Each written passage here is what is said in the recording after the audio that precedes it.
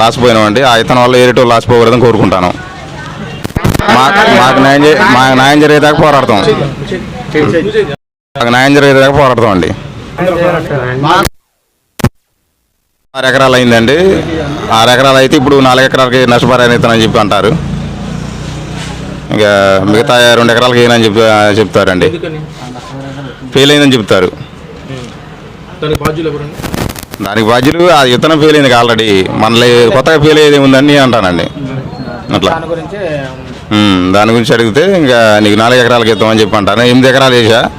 GPS అక్కడ మొక్కలు మొలవాక ఒక 2 ఎకరాలు కాలేదు.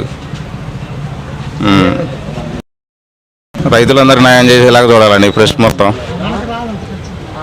వెంకట శ్రీను, మాది కొత్తపల్లి.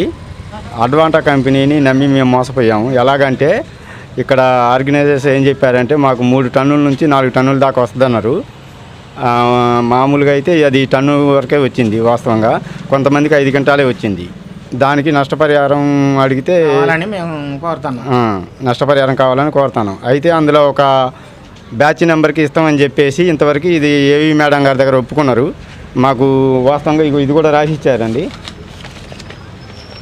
రాసిచ్చారండి. దీని 30 నుంచి 35 రోజులలోపు మీకు నష్టపరిహారం అందేలాగా చూస్తామన్నారండి. దీనికోసం 3 వాయిదాలు పెట్టారు, వారం అని. ఇంతవరకు మాకు ఎటువంటి ఇచ్చామండి. అగ్రికల్చర్ ఆఫీసులో కలిసామండి మేడం గారిని, ఏవి మేడం కలిసామండి. వాళ్ళ సమక్షంలోనే రాసిచ్చారండి. 35 రోజుల్లోపు నెంబర్కి నష్టపరిహారం ఇస్తామని రాసిచ్చారండి. మిగతా దానికి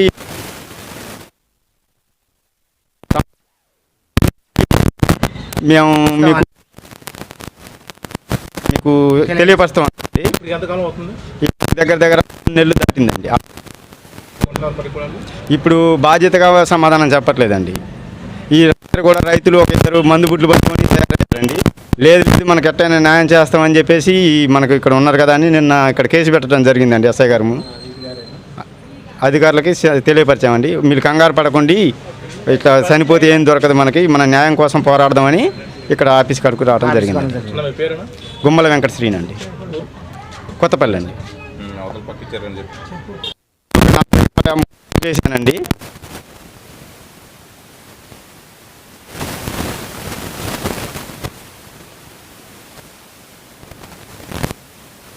అడ్వాంటా కంపెనీ బాండ్ మొక్కదాన్ని ఇచ్చారండి.